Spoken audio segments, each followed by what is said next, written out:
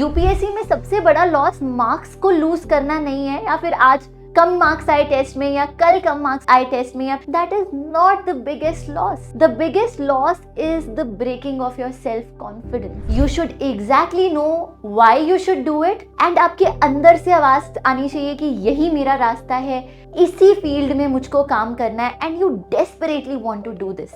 Excel the topics, excel your subjects, तो success दूर नहीं होगा. Backup is a necessity, not a choice. आपके पास हमेशा लाइफ में बैकअप होना चाहिए, कहीं भी आप जा रहे हो, not just this examination. Prepare for the worst while you hope for the best. ये एग्जाम आपको स्ट्रॉन्ग बनाता है, it builds you, it is not meant to break you. Hello dear students, my name is Jasleen Kaur and I welcome you all to Sarathi IAS. So आज के session में हम history के बारे में बात नहीं करेंगे. A mentor inside me has come out again because of my mentorship sessions that I had been taking lately. तो आज हम यूपीएससी के उस पहलू के बारे में बात करेंगे जो हर एक एस्पिरेंट महसूस करता है, जो मैंने भी महसूस किया है, आप भी महसूस कर रहे हैं, लेकिन इसके बारे में बात कोई नहीं करता है या खुल के बात हो नहीं पाती है, बिकॉज हम हर चीज़ में मशरूफ हैं but on this thing. Mental health and brain fog is something जो हम एक्सपीरियंस करते हैं, अ सेंस ऑफ कंफ्यूजन, जब सब कुछ हेजी लगता है, कोई रास्ता नहीं मिलता है. इनफैक्ट मेंटरशिप सेशन में हर दफ़े हर बार कोई ना कोई ऐसा स्टूडेंट हमेशा होता है जो अपना हैंड रेज करता है और बोलता है ma'am I am feeling all over the place, चीज़ें नहीं समझ में आ रही हैं, चीज़ें समेट नहीं पा रही हूँ या नहीं पा रहा हूँ. और दूसरे स्टूडेंट्स भी ये बात में अग्री करते हैं, साथ ही सबके हैंड रेज हो जाते थे कहने को कि ma'am I am feeling the same thing for XYZ reason, और मेरा जवाब होता था I have been there, I have done that. So this is something we all have experienced and we all will continue to experience. That is the truth of UPSC CSE preparation. But there's another truth that nobody talks about. This brain fog, for some time it's normal, but if it continues to happen, it is not normal.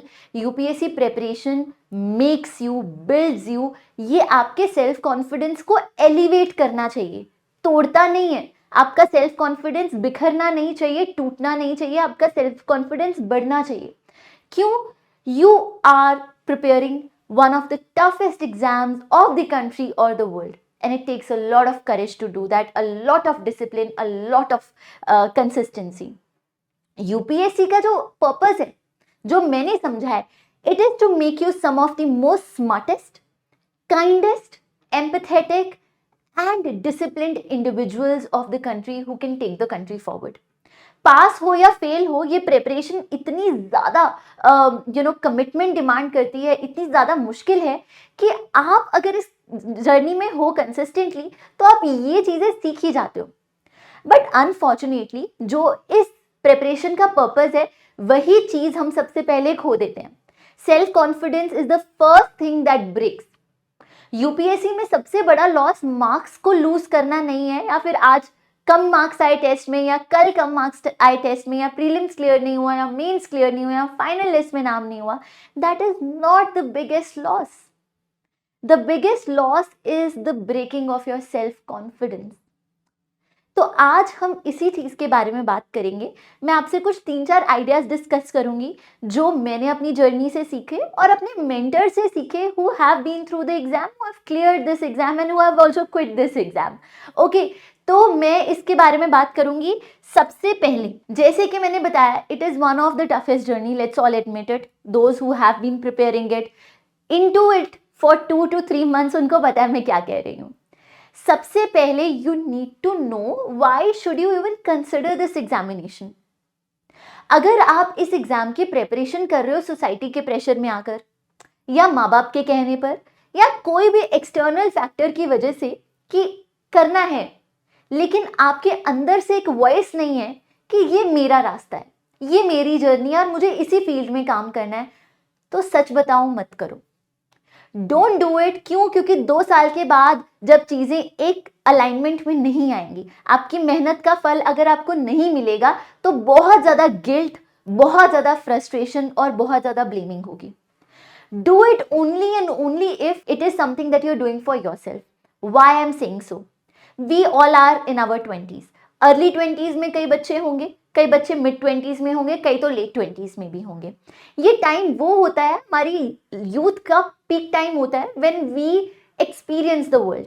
Some of us get our first jobs, first salaries, our relationships grow and develop, हमारी personal growth होती है। उसी के साथ साथ हम world को experience करते हैं, just like a caterpillar comes out of a cocoon and flies like a butterfly. यही इस टाइम का सबसे बड़ा क्रक्स होता है। But it's we as aspirants, it's like a self-inflicted pain. We choose to stay in a room, 4 दीवारों में हम रहने का डिसीजन करते हैं एक गवर्नमेंट एग्जाम के लिए, जो हमको पता भी नहीं है कि हमारा सपना है कि नहीं सपना है। It demands a huge innumerable amount of opportunity cost and it's not a joke. You should exactly know why you should do it and आपके अंदर से आवाज आनी चाहिए कि यही मेरा रास्ता है, इसी फील्ड में मुझको काम करना है, and you desperately want to do this, you desperately want to become a civil servant. That is the only reason why you should do this examination. ठीक है जी, so that is the first thing.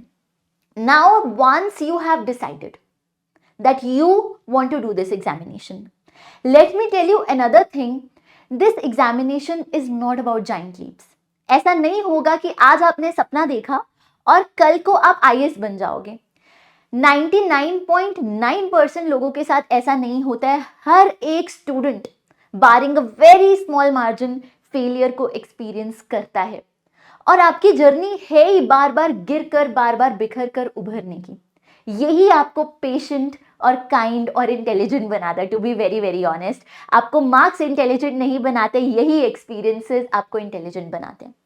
तो यहां पर मैं आपको एक छोटा सा रूल प्रपोज करना चाहती हूँ, 1% improvement on daily basis, that's it. Don't think about giant leaps, don't think about big goals. बस उसको न दिमाग में रखो, लेकिन आपका गोल आपके डेली लेवल पर क्या है उसको समझना चाहिए। सबसे पहले मैं आपको एक चीज बताना चाहती हूँ, हमने सैक्रिफाइसेस की बात करी, अभी मैंने भी बात करी कि किस तरीके से एग्जाम में सैक्रिफाइसेस चाहिए, लेकिन क्या कोई बात करता है that it is also important to stay happy. You have to make sure that when you are preparing for this exam, you are happy also. हमने कोई जुल्म नहीं किया है, कुछ बुरा नहीं किया है इस एग्जाम को प्रिपेयर करके। तो in order to be happy, you should remember 2 things. There are 2 hormones. One is cortisol, second is dopamine. Stress will increase your cortisol levels, that is your stress hormone. और जब cortisol बढ़ता है, आपका focus गिरता है, brain fog बढ़ती है और टाइम मैनेज नहीं होता, कुछ भी नहीं हो पाता, आप बिखर जाते हो। Whereas अगर आप रोज छोटी छोटी चीजों पे ध्यान दो, हर दफे हर रोज अपने आप से पूछो कि आज मैंने कौन सा कॉन्सेप्ट पहले से बेहतरीन सीखा, क्या आज मैंने पहले से कम गलतियां की, क्या आज मैं इस टॉपिक के बारे में पहले से ज्यादा कॉन्फिडेंट हूं।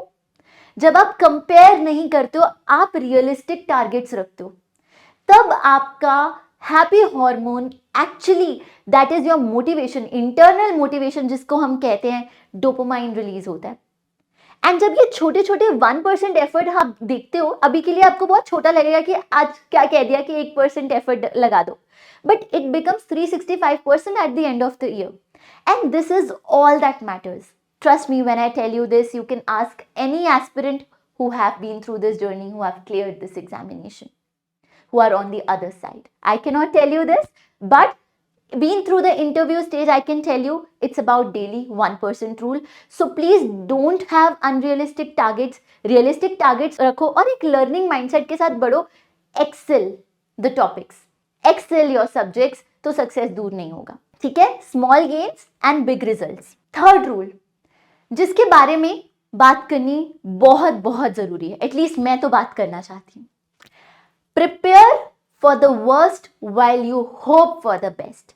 हम सब बच्चे इस जर्नी में सिर्फ इसी होप के साथ आते हैं कि एक दिन आईएएस बन जाएंगे, एक दिन आईएफएस बन जाएंगे, बट ट्रुथ यही है कि फेलियर इस जर्नी का पार्ट है, और ये जर्नी कई बार 1 साल या 2 साल तक सीमित नहीं होती है, बहुत सालों तक निकल जाती है।